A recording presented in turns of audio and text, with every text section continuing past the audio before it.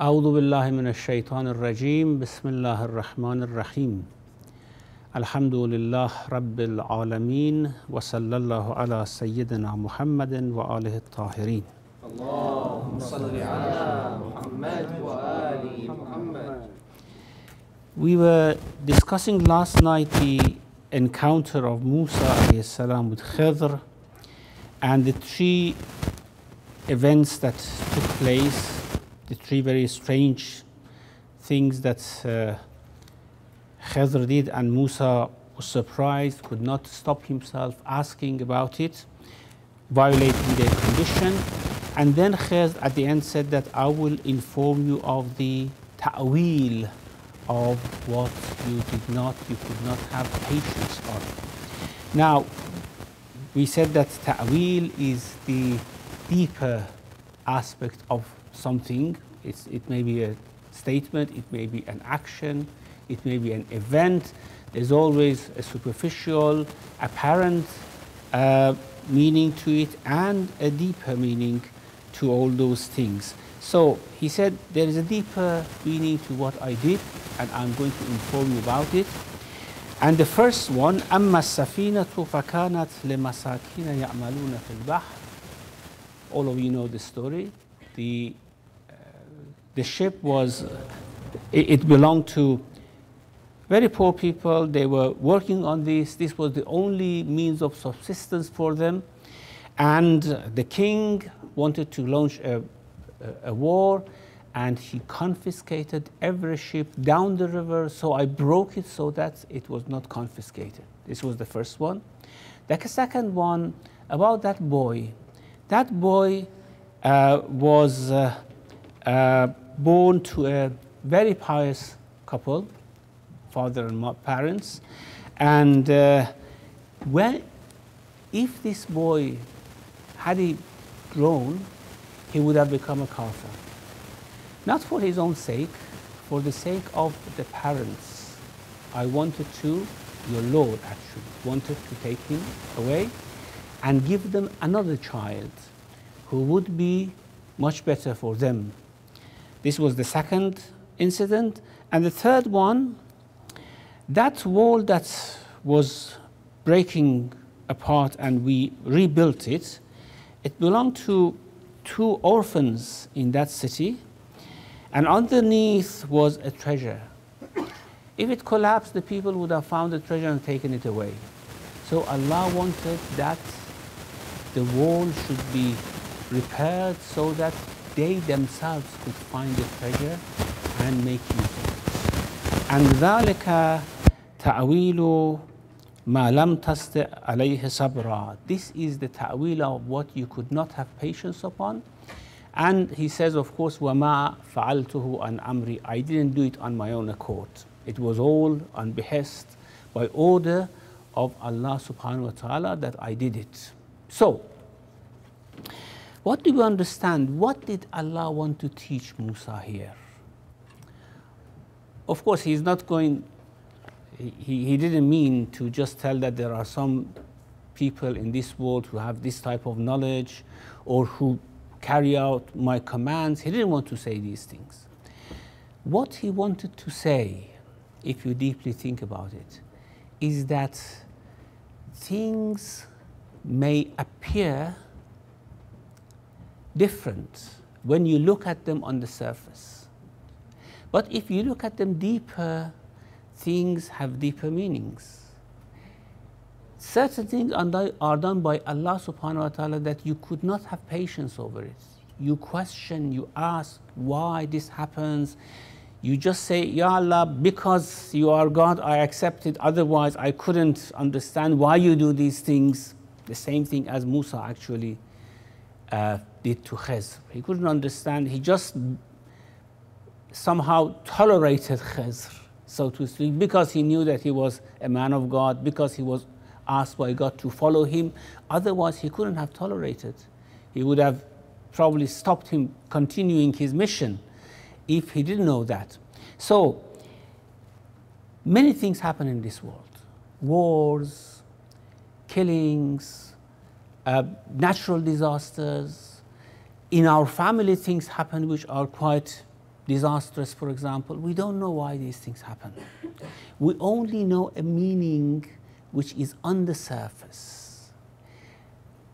And on the surface, things may look quite ugly. Now look, the 3 incidents which happened here. On the surface of it, they were quite, well, at some instances they were appalling, like killing that boy. At some instances they were very strange, like starting to repair that wall. At certain instances, it was shay'an imrah. It was really unacceptable, breaking the ship. So, things may seem very ugly on the surface. And this is the example of this world. Many things happen in this world. We do not know why it's happening. But underneath is all rahmah and mercy of Allah, which appears because, of course, we live in a world of free will. It appears quite ugly. Killing that boy was very ugly. But because that boy had free will, and Allah didn't want him to put lots of pressure on his parents, Allah took him away. Allah took him away. Of course, you shouldn't think that it was the Khazr act and then say, are we allowed to do such a thing if we know? No, of course we are not allowed to do such a thing. This was the command of Allah. Allah is doing this every day. He's taking many children away. We don't know what's the reason. Why these children die at a young age, we don't know. But there is something underneath which gives it meaning. We are not aware of that. Many accidents happen in this world, like the one, that ship may have crashed with a rock, for example, and this may happen sometimes. But Allah wanted to show to Musa that, look, all these are what I do. And underneath is all mercy, is all rahmah. And at the surface of it, you may see things differently. So this was the knowledge that Musa gained before, of course, traveling away and becoming a prophet. He gained this knowledge from Khizr, the knowledge of eventuality of events, of things which happen in this world. Okay, maybe there may be some questions in this regard. We leave this for the question and answer slot. Let's continue with the story of Musa alayhi salam. Now, Musa in that city of Ibraniyin, in the Jewish city, so to speak, had killed the man, and Pharaoh had the council and had actually the verdict from the council to kill him. But that Mu'min Ali Pharaoh informed him that they want to kill you, just run away. He didn't know where to go. Wherever he goes, it is the dominion, sovereignty of Pharaoh. So he had to go far enough to get out of that sovereignty, out of that jurisdiction of Pharaoh. And apparently the nearest place was Madian. Where is Madian? Long way, long way. If you imagine the map, the Egypt, northern Egypt, you have to come down all through the Sinai Peninsula, going down to the other side of the Khalij, which cuts Sinai with Saudi Arabia, today Saudi Arabia, of course. And then he has to pass to the other side, and Madian was in the western boundaries of Hijaz, close to Mecca, somewhere like that. It was there. And he had to travel all this way. How did he know that? Of course, he was a prince. His geography was, of course, very good about the landscape of Egypt and all the countries around. So he knew the first city that he could get out of the sovereignty of Pharaoh was Madian. So he said, okay, now I want to go to Madian, but no map, no guide, no provision. So وَلَمَّا تَوَجَّهَ تِلْقَاءَ مَدْيَنَ, when he set out towards Madian, قال عسى ربي أن يهديني سواء السبيل. I hope God guides me because I don't know the way, how to go to Madian. Even with guides, sometimes it may have been difficult to pass through that peninsula, but he just relying on God, he said, okay, I set out and inshallah I will find the way. And he found the way. Of course, God helped him. He found the way. How long did it take Musa to go there? We don't know. Of course, the gods were after him. He had to hide and do hide and seek until he reached Madian. وَلَمَّا وَرَدَ مَاءَ مَدْيَنَ وَجَدَ عَلَيْهِ أُمَّةً مِّنَ النَّاسِ يَسْقُونَ. When he entered the water of Madian, of course, at that time, there were places for watering livestock and taking water. It was a huge area, very crowded usually when they wanted to water livestock. And he found a very strange thing, that men were giving water to their livestock and there were two ladies trying to keep their sheep.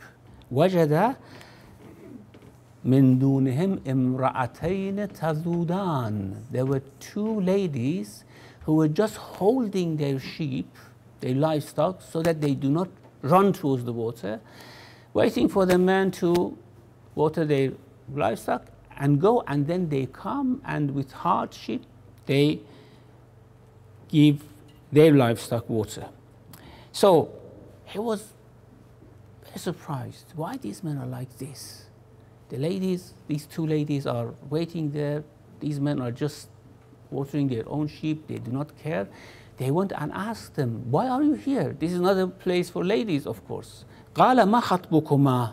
Why are you two here? قَالَتَا لَا نَسْقِي حَتَّى يُصْدِرَ الرِّعَاءُ وَأَبُونَا شَيْخٌ كَبِيرٌ. First of all, we have to wait for all these men. They do not allow us to go. We have to wait all these men. They water their livestock.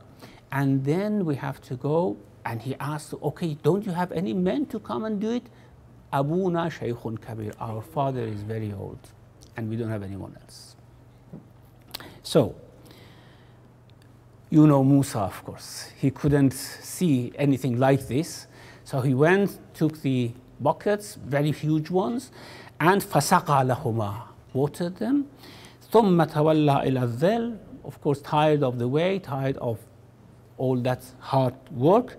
فَقَالَ رَبِّ إِنِّي لِمَا أَنزَلْتَ إِلَيَّ مِنْ خَيْرٍ فَقِيرٌ. He went and sat in the shade and said, in the shadow of a tree, and said, my Lord, I am really in need of a khair you send down to me.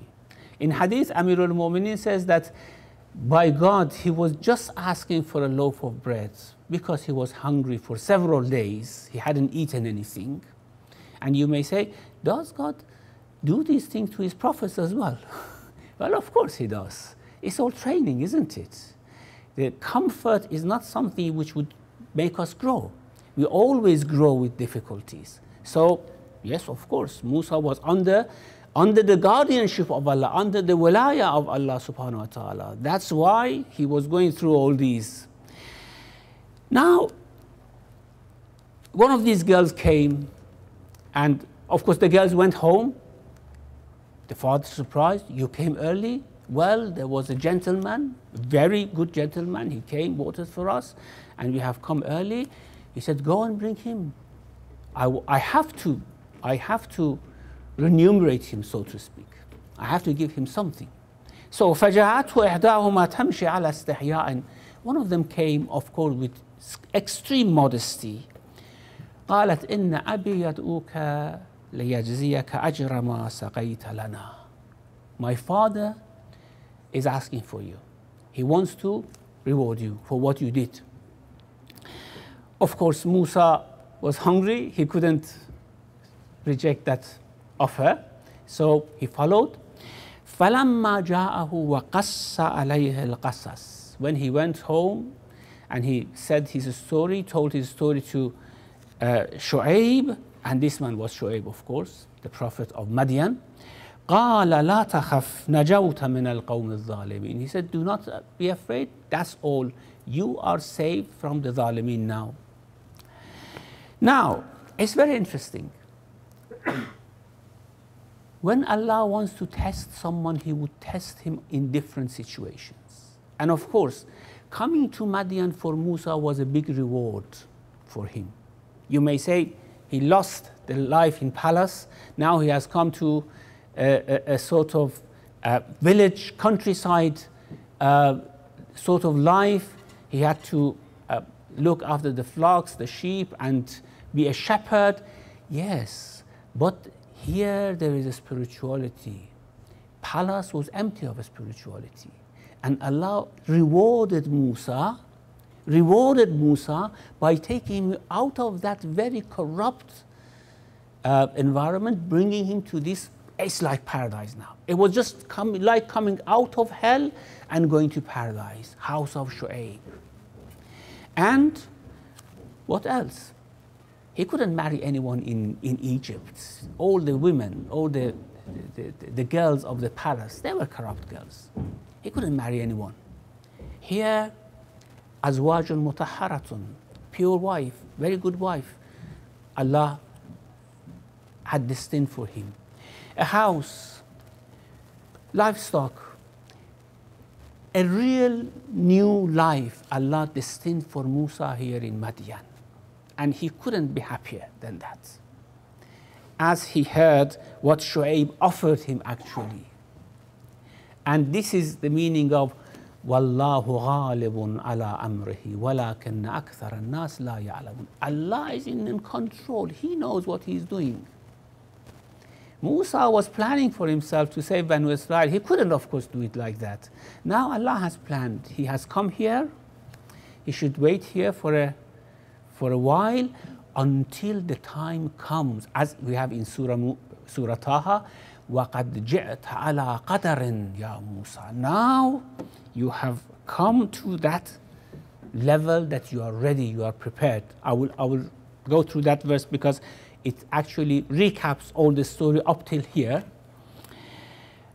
Anyhow, when Shu'aib heard that, one of these girls, of course these girls as well couldn't find any husband in that corrupt city. You know, Ahl Madian, Ahl Madian were eventually punished by Allah subhanahu wa ta'ala. They were corrupt people. And Shu'aib couldn't find a good husband for them. So the best opportunity for Shu'aib was to offer the marriage of one of his daughters to Musa. Of course, Shu'aib was a prophet. He could realize immediately by talking to Musa, he had realized what sort of person this man is. So, قالت إحداهما يا أبا تستأجره. For a long time they were looking for an honest person to hire to do their work. They couldn't find anyone that they could trust. So as soon as this Musa came, he was there for a couple of days or a couple of weeks. Then one of the girls said, they realized how honest, how trustful this man is. قالت إحداهما يا أبا تستأجره. Hire this man. إن خير من استأجرت القوي الأمين. First of all, he's very strong. We saw how he just took the buckets out, huge buckets out of the well, single-handedly. Few men should have done it. And also, he's very trustful. Just by a couple of weeks company, they found out. So he said, okay, I hire him and do something more. I will marry him to one of you. قال إني أريد أن أنكحك إحدى ابنتي هاتين على أن تأجرني 8 حجاج. Okay, are you ready to work for me for 8 years on condition, or I marry one of my daughters to you on condition that you work for me for 8 years? And if you wish, you can work for, of course, this was not the mahr. Mahr is something different. This was a condition. And the condition that you work for me for 8 years. If you want to finish 10 years, that's up to you. And of course, he offered him very good condition. You flock my sheep, half. Half for you, half for me. And these, of course, that's why Musa actually accrued a good wealth after 10 years working there. And Shu'aib was certainly a very good man, a very spiritual man. قال ذلك بيني وبينك أيما الأجلين قضيت فَلَا أُدْوَانَ عَلَيْهِ وَاللَّهُ عَلَى مَا نَقُولُ وَكِيلٌ. He said, okay, between me and you, this is the condition, 8 or 10, and I will see. I will see which one I want to do, and certainly he was very comfortable there. So he stayed for 10 years. Now, we looked from this side, from the side of Musa. Musa was brought out of the palace, was relieved of all those tedious ceremonies of palace and trainings, military issues and everything. Now he has come to a very spiritual paradise, so to speak. Countryside, mountains, alone all day, thinking, pondering. This is wonderful for Musa. And of course, a good wife, a good house, a good family. This was fantastic. This is what Allah did to Musa. He rewarded him with this. You may say, what? He rewarded him. He took him out of palace, out of all those luxuries and brought him here. Yeah, of course. Luxury has just an appearance. This had depth. This had real meaning for Musa alayhi salam. Now, let's look from the other side. Now, what Shu'aib has found? Well, Shu'aib has found someone like Musa serving him. And his son-in-law, of course, and serving him like a servant, Musa alayhi salam. In hadith, we have that Shu'aib used to cry to Allah very much. Every night he cried. It's Ramadan, of course, it's good we follow him during the night. We cry to Allah subhanahu wa ta'ala, remembering our sins and our misdeeds. But he didn't have any misdeed. It was out of love. He cried to the extent that he went blind. And Allah healed his eyes. He continues crying. And Allah revealed to him, Shu'aib, what is that which you want? Tell me, whatever you want, I give you. You cry so much. Shu'aib said, well, he didn't know what he wants, actually. He didn't want anything, actually. He said, I just like coming to you, talking to you, and when I talk to you, I cry. Of course, it's love, isn't it? When I talk to you, I cry. This is what I want. And then Allah said, okay, I know what to give you. You don't know what you want, and you don't know what to ask for, but I know what to give you. I will give you someone who you will boast about, and I will make him your servant. This is Musa. This is the Ulul Azm prophets. He became a servant for Shu'aib. Shu'aib became a sort of protector for him. Now look, when Allah subhanahu wa ta'ala recaps all these, you remember I said there are two methods of storytelling about Musa, one in Surah Taha and one in Surah Qasas. In Surah Taha, it starts from the middle and there is a recap of the whole story from his childhood. When he asked for help after Allah said that you are appointed to go to Pharaoh, he said, give me a helper, and he said, okay, your help is whoever you want, and he said, I want Harun. He said, okay, Harun will be your wazir. As I said, he set lots of conditions for Allah, isn't it? قال رب اشرح لي صدري ويسر لي أمري واحلل عقدة من لساني يفقهوا قولي واجعل لي وزيرا من أهلي. Anything else, please? Go on, continue. What else you want? What are the conditions? And at the end, when he finished all his conditions, he said, قال قد أوتيت سؤلك يا موسى. Okay, whatever you want will be given to you, so that you go and carry out this mission with peace of mind. Then he says, وَلَقَدْ مَنَنَّا عَلَيْكَ مَرَّةً أُخْرَى. Of course, previously also we had blessed you. We had given you lots of favors. We have made lots of favors to you. What we did, now this is the recap of what we read from Surah Qasas up till now. إِذْ أَوْحَيْنَا إِلَىٰ أُمِّكَ مَا يُوحَىٰ. When I revealed to your mother what I did reveal. أَنْ اقْذِفِيهِ فِي التَّابُوتِ فَاقْذِفِيهِ فِي الْيَمِّ. Put him in a box, throw him in the river. فَلْيُلْقِهِ الْيَمُّ بِالسَّاحِلِ, and this river would bring it to the coast, to the shore. يَأْخُذْهُ عَدُوٌّ لِي وَعَدُوٌّ لَهُ, and his enemy and my enemy will take it. وَأَلْقَيْتُ عَلَيْكَ مَحَبَّةً مِّنِّي, we talked about this, and we threw sort of love of you in every heart. وَلِتُصْنَعَ عَلَى عَيْنِي, I wanted you to be raised under my care, even in the palace. In Pharaoh's palace, you were raised under my care. إِذْ تَمْشِي أُخْتُكَ فَتَقُولُ هَلْ أَدُلُّكُمْ عَلَى مَنْ يَكْفُلُهُ. Remember when your daughter was running after you and then came to the palace and said, do you want me to guide you to someone who can look after him and milk him? فَرَجَعْنَاكَ إِلَىٰ أُمِّكَ كَيْ تَقَرَّ عَيْنُهَا وَلَا تَحْزَنْ. So we return you to your mother so that she will be happy and do not have sorrow.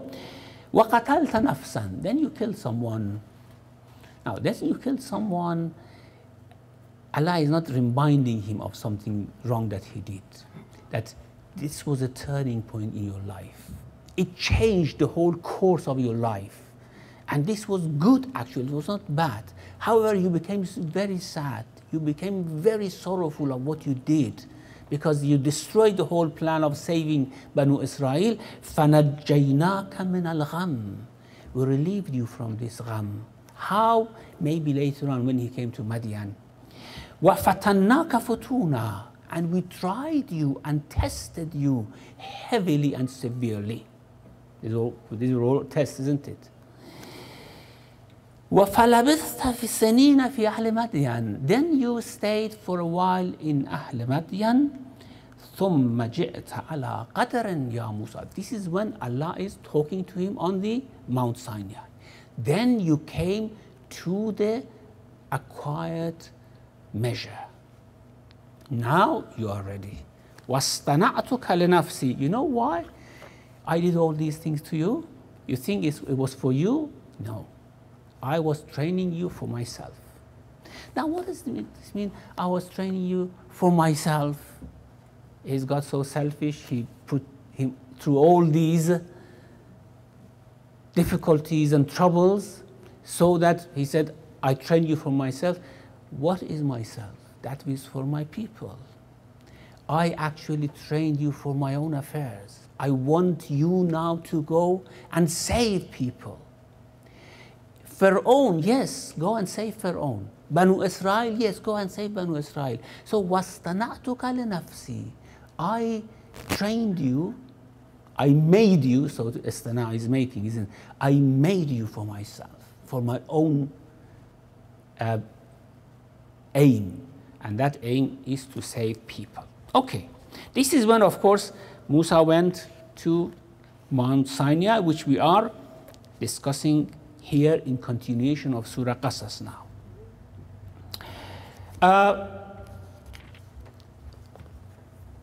The 10 years that he's in Madian is, we have a jump in the story here. Allah doesn't mention anything about it. It's not important. It was just a private, personal peace and experience of Musa with Allah subhanahu wa ta'ala. I mean, one can imagine how peaceful and happy life Musa had in Madian. However, he decided to leave after 10 years. We don't know why he decided to leave. And we don't know where he wanted to go. The one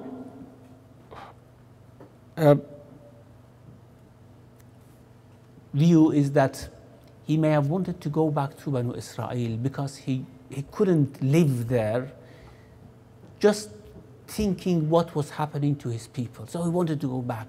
But of course, why? Because as soon as he went back, he would have been caught. But this is one opinion. This is one probability.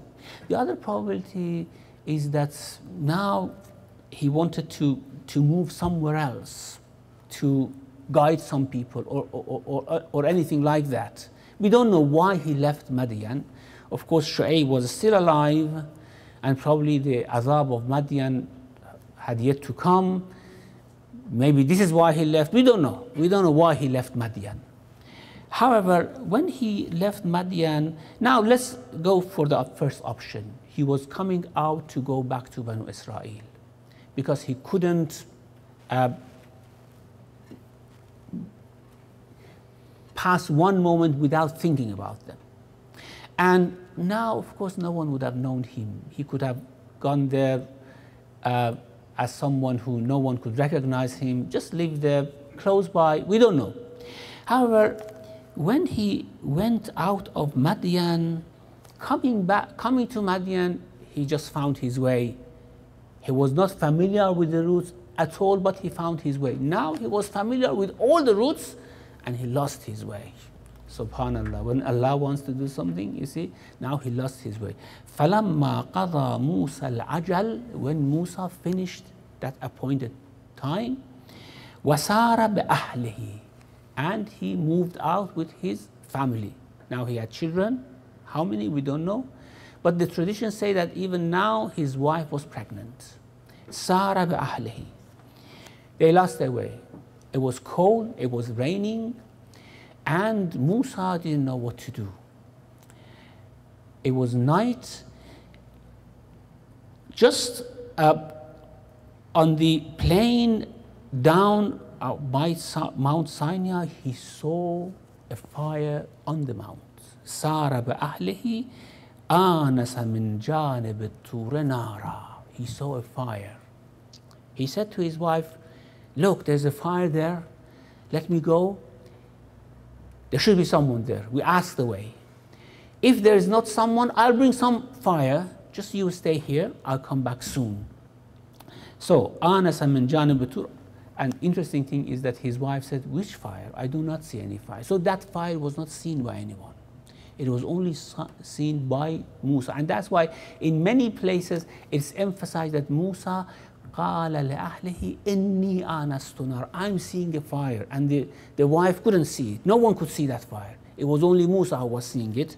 So, and anasa means it was something private. Privately he saw. No one else could see that fire up there. Let me go. لَعَلِّي آتِيكُمْ in Surah Taha, very beautiful verse. لَعَلِّي آتِيكُمْ مِنْهَا بِقَبَسٍ. I bring you something of that fire. أَوْ أَجِدُ عَلَى النَّارِ هُدًى. Or I find someone to guide us where to go, how to find our way. Now, one may become excited to think that Musa was going for guidance. Of course, he was going to that fire for guidance, but he was thinking of something. What sort of guidance? Finding his way.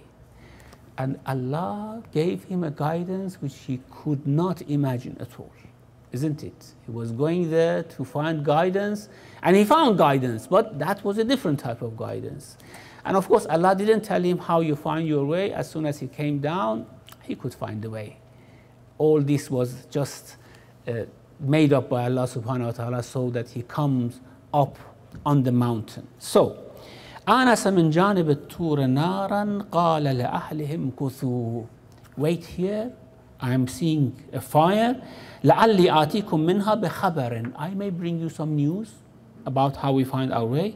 أو جذوة من النار لعلكم تصطلون. Or a piece of fire so that you get warm.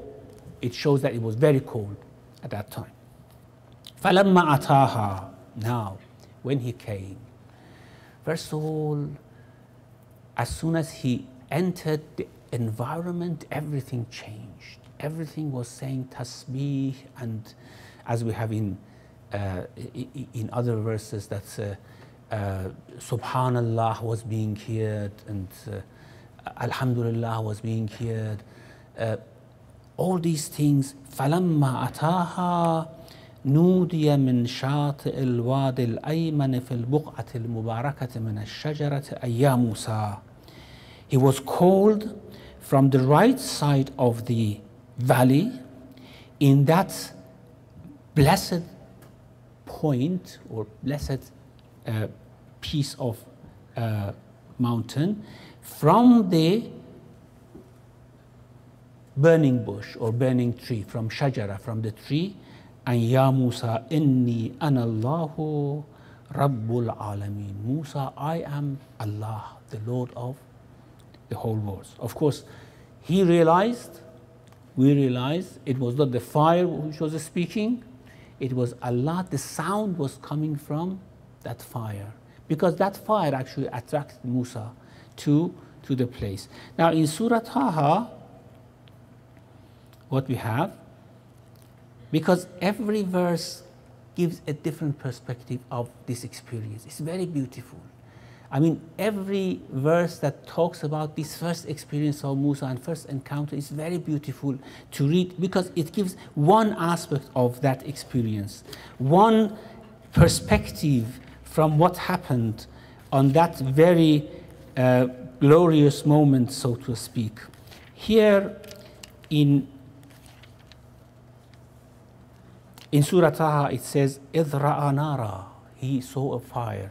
فقال لأهله امكثوا إني آنست نارا فلما أتاها نودي يا موسى إني أنا ربك, I am your Lord. So this conversation was not very short. إني أنا الله رب العالمين, إني أنا ربك, فاخلعنا عليك, take off your shoes. Exegetes have given different meanings for this, why take off your shoes, but taking off shoes is a sign of respect, isn't it? You are now in the status of salat, something like that, a spiritual salat. إِنَّكَ بِالْوَادِ الْمُقَدَّسِ طُوًى, this is a very holy place. وَأَنَا اخْتَرْتُكَ, I have chosen you. فَاسْتَمِعْ لِمَا يُوحَى, listen what I say. إِنَّنِي أَنَا اللَّهُ, I am Allah. La ilaha illa ana. Of course, the greatness of such experience cannot be fathomed by us. When Allah talks in this vein to Musa, La ilaha illa ana fa'abudni wa aqim salata li dhikri, worship me and establish salat for my remembrance. And then certain teachings that he gives him. Then in Surah Naml, again, a very beautiful, just before Surah Qasas, another beautiful explanation of this is فَلَمَّا جَاءَهَا, when he came to that place, نُودِيَ, it was called, أَنْ بُورَكَ مَنْ فِي النَّارِ. You see, it's not repetitions, or we think that it's all repetitions. We think that the same thing is said several times. It's not the same thing at all. Every verse is telling us one different aspect, because Allah don't want to bore us with the whole story coming at once. Every verse tells us one aspect of it. Look what Surah Naml says, نُودِيَ أَنْ بُورَكَ مَنْ فِي النَّارِ وَمَنْ حَوْلَهَا. Now this was not Allah talking to him, this was the angels. The angels were saying, everything here is blessed. You can just imagine how amazed, how flabbergasted, so to speak, Musa was there seeing all these things going round. أَنْ بُورَكَ مَنْ فِي النَّارِ وَمَنْ حَوْلَهَا. It's blessed, whatever is here, whatever is in the fire and what's around it. وَسُبْحَانَ اللَّهِ رَبِّ الْعَالَمِينَ. It was hearing this, Subhanallah Rabbil Alameen. Not Subhanallah just by words. It was hearing something which was so elating. Ya Musa, and then Allah started to speak. Before the angels prepared the ground, just lifted his soul up to that level that he was now prepared to listen what Allah is going to say. And this is why this was a direct communication, speech coming directly to his ears. That's why Allah says, وَكَلَّمَ اللَّهُ Musa taklima. Allah talked to Musa, not to any other prophet. With our prophet, this happened in Mi'raj, but for Musa, it happened on the earth. Ya Musa, innahu ana Allahul Azizul Hakim. Now, there is a ana Allah, inni ana Allah Rabbul Alameen. Here, ana Allah Al Azizul Hakim. So as I said, every verse gives us one aspect of that conversation which went between Musa and Allah subhanahu wa ta'ala. Okay, what then? How long did this last? Apparently it lasted for long.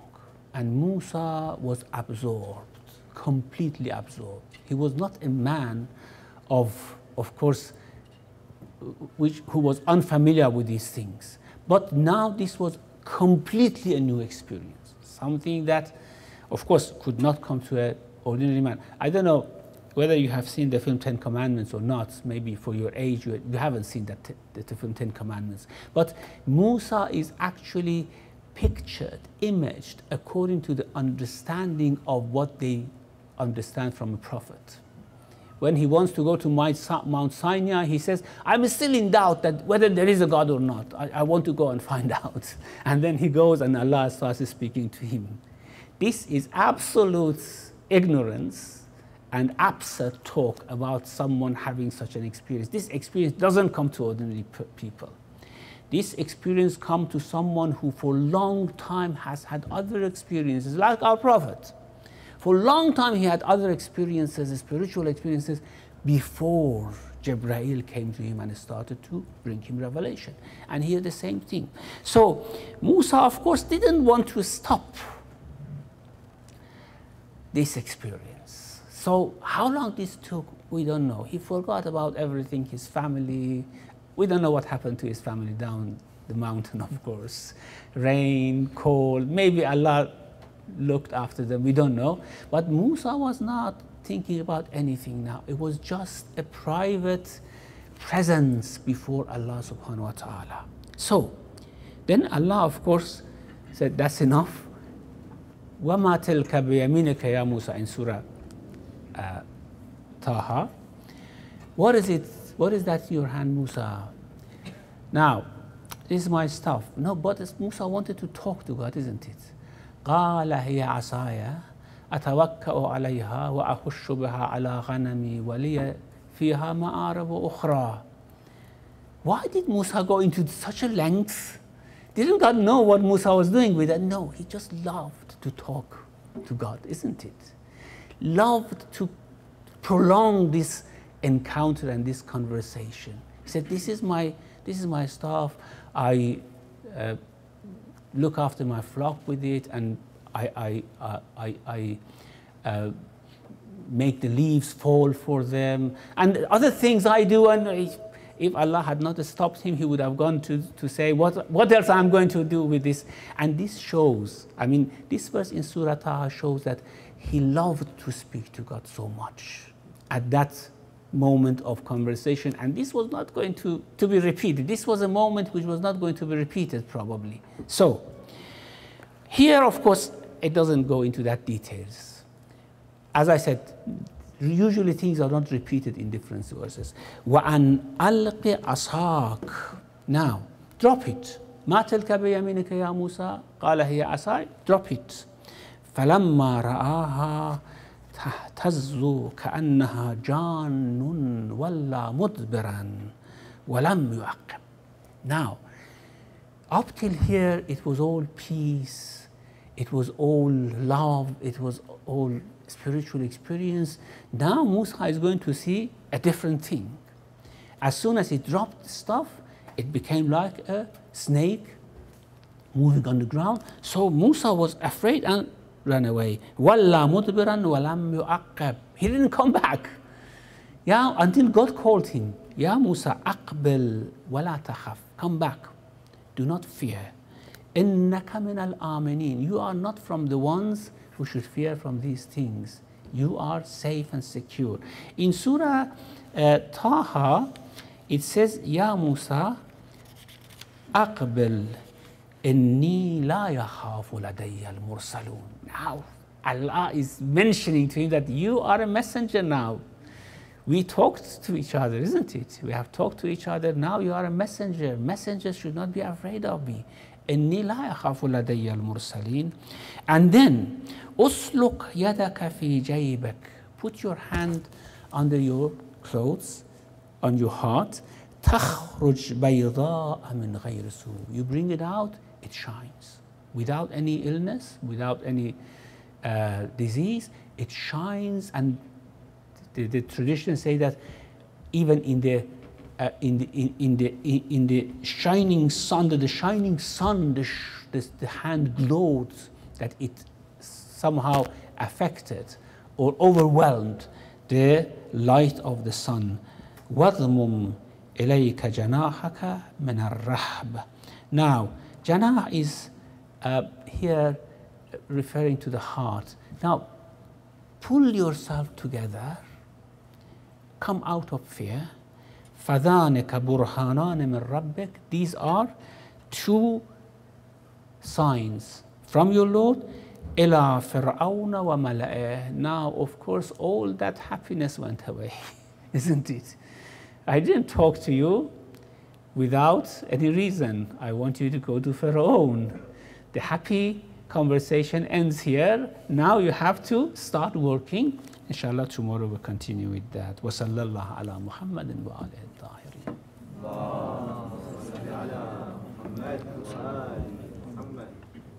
Santo Shepherd, you always seem to end on a cliffhanger.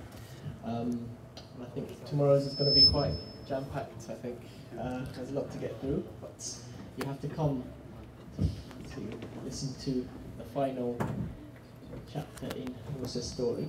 We do have 10 minutes of questions and answers, so as before, if you'd like to use the microphone and just raise your hand, and inshallah we'll get through as many as we can. Any questions? Go ahead.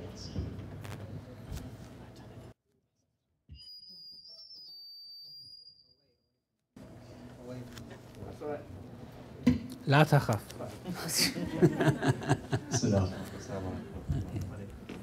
Thank you very much again for a wonderful lecture. In comparison to Nabi Muhammad's life, of course Musa is a different prophet, different person. But the contrast that I see is very, very interesting in the sense that Nabi Muhammad's life, he was only a prophet for 23 years, and yet it wasn't a private affair at all. It was aside from the first 3 years of his prophethood, where only his family knew about it, it was very much a public thing. He was, in a true sense, a messenger in that sense, that his message was open to everyone, etc., etc. Whereas in Musa's story, there's a lot of spiritual journey, like those 10 years that he spent in Median, and then the story of Khadr before that, and then his struggles immediately before that, getting out of Egypt, etc. So, where does, of course, we're going to talk about this tomorrow, but where does the whole messenger side of things come into it? Because a lot of time of his prophethood is being spent on personal reflection, spiritual growth, etc., which is all about him. Yeah.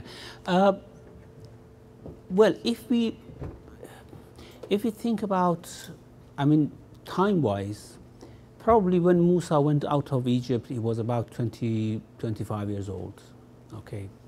And he was in Madian for 10 years. And maybe more. There was nothing to prevent him to stay more. We don't know. But let's put it 10 years and 25 years, that's 35 years. So when he was given the mission, he was 35 years old, something like that. But our Prophet was 40 years old, wasn't he? And he had all those private sort of experiences in Hira, going for seclusion year after year. So almost the same age. And of course, Prophet Muhammad had 23 years of years of public life, of messengership, and Musa had more, maybe 50, 60 years, because he lived longer and he was with the people for a long time. So in terms of private life, before being appointed, I think they were almost the same. Of course, the circumstances was different. However, the same thing as having those experiences, having that spiritual life, abstaining from evil, being from muhsineen, the same thing probably. Yeah. Any other questions?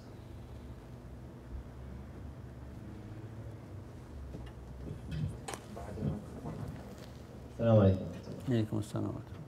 Shaykhna, you mentioned about the second issue when Nabi Allah Musa went to Khadr alayhi salam, was the killing of the baby, because And then when Khidr was telling him about the issue, about the reasons behind it, it was that the baby was becoming a kafir and he will give hard life to his parents. So Allah subhanahu wa ta'ala has decided that this baby has to die. This baby, as a baby, when he dies, he goes Not directly to exactly a paradise. baby, not exactly a baby, a bit older, say 7, 8 years old, for Yes, example. but something they like will go directly to the paradise because they don't get punished. Yeah, yeah, What? If they were growing up, they will go to Jahannam. yeah. So it was good, wasn't it? It was good, of course. It was very good. But you mentioned that it's happening every day. You see, it happened because of his father, his parents, isn't it? It was very good. If you are good parents, Allah would not allow our children to. This is the lesson we learn from it, huh? The parents will will be hurt because they lost their baby and they don't know the reason behind it. Yeah. And also, the baby will go directly to the paradise where Yeah. he was about to live. He will go to Jahannam and have the adab first. Yeah. So you have an objection for that? Yes. So he should go to hell, or? Why? Because we live this life, and definitely I'm full You of envy sins. him, huh? We are full of sins, so we're gonna go because وَمَا مِنكُمْ إِلَّا وَارِدُهَا كَانَ ذَلِكَ عَلَى رَبِّكَ حَتْمًا مَقْضِيًّا. About Jahannam, Allah subhanahu wa ta'ala is saying. So we are going to Jahannam definitely. This is no doubt about it. But the babies. No, that verse has a different explanation as well.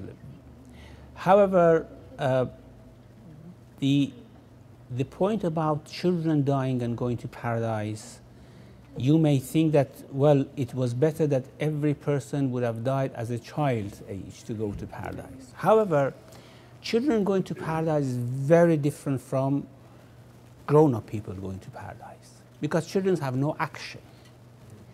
And therefore, they can only grow to a certain stage, and they cannot grow more than that. While the grown-up people, when they go to paradise, because they have actions, they grow infinitely.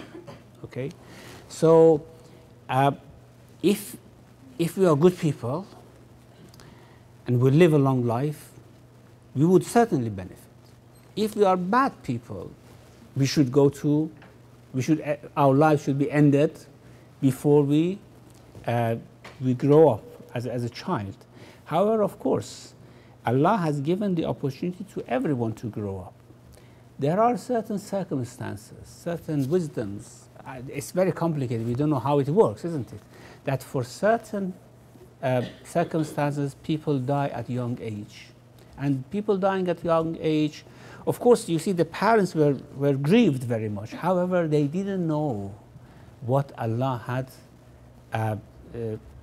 kept them protected from an evil son who would يرهقهما طغيانا وكفرا, from his tughyan, rebellion, and from his kufr, he would have really put them under hardship. So they didn't know that. So they may say, Ya Allah, we are patient to your qada, and we want ajr for it. They don't know what Allah has done to them, certainly. But if that was the case, that everyone should have died at a young age, then the growth, the perfection would not have come about at all. So it should go that way. Sometimes there are some exceptions.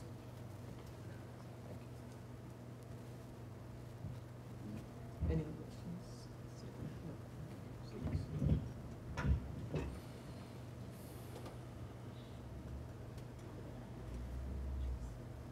Sorry, Shafin. I have a question in terms of. I have a question in terms of the spirituality and the spiritual growth aspect of things. Practically, in kind of our busy lives, apart from the 10 minutes reflection time we get in Mahfali, which is actually timetabled into the Ramadan program, we don't get much time for reflection in our own lives. We're busy. By the time we get back home, we have to get changed or whatever, and it's often very difficult to get that kind of spirituality that Nabi Allah Musa had, alayhi salam. How do we, in our lives, try and reach that level of spirituality without, because obviously he's dedicated 10 years of his life to that spiritual growth. Practically for us in a community and thinking about a new community centre for us, how do we try and incorporate a more practical approach in developing spirituality? Well, actually, every individual's circumstances differ from other individuals, and I think the only one who can actually tell how to manage this is one's own self. No one can plan for others. If we think that this is something important, we have to plan for it in one way or another. I mean, we plan for our work, we plan for our study, we plan for our business, we plan for our holidays, for our travels, we plan for all these things, and it all goes well. If we want this, we have to plan for it. If we plan for it, then of course it goes well. If we don't plan for it, it never happens. That's how all the prophets have done, actually. They have planned for it, and that's why it works. I mean, they were quite satisfied with a low income, so to speak, low level of material life. They were quite happy with all sorts of hardships, and they made it.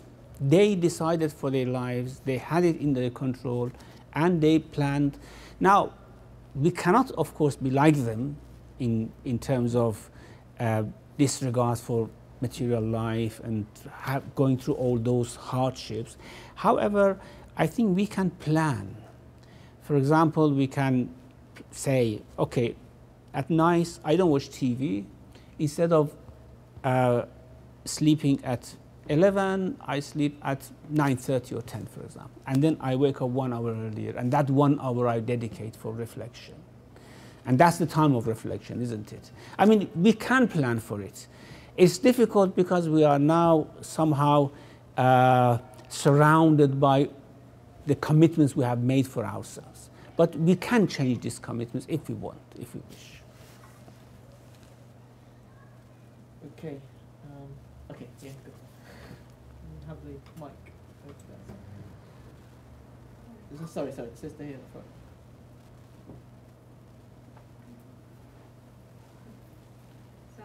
Alaikum salam. You were saying when Nabi Musa alayhi salam left the luxuries of the palaces and he went to Madian, his life over there was, from a physical sense, more difficult. He had to, earn his living and that. And you're saying that's a way for him to grow, and you can't grow when you're surrounded by luxuries. Is that something that we should be translating into our lives? Should we actively seeking to not be so comfortable, so to speak? Does that help us grow, or is that not really relevant to us? Well, when I say luxury in Pharaoh's palace, you cannot imagine what a luxury I'm talking about.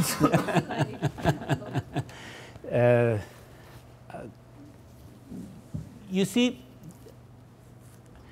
we shouldn't aim at hardship for ourselves. But if it comes, I mean, as I said, if we want to plan our life, to have a spiritual, to have free time for a spiritual pondering and meditation and worship and these things, then we certainly may face some hardship. We have to accept it. Not that we should bring hardship upon ourselves. Musa didn't want to bring hardship upon himself, okay? People who do this have taken probably a wrong understanding of all these things. They thought that these people brought it upon themselves. No. What we say is that the prophets went through all these hardships. It came naturally, but it helped them grow. But if we do it artificially, it doesn't help us grow. That's the whole point. We have to go through what Allah has destined for us. So, for example, Imam Ali alayhi salam, we know that he used to eat very hard bread and wear very rough clothes, for example. I mean, I know that's similar sort of things. Isn't that sort of actively sought? With regards to Imam Ali, I cannot say anything. Because even Imam Hussein said we cannot live like him. So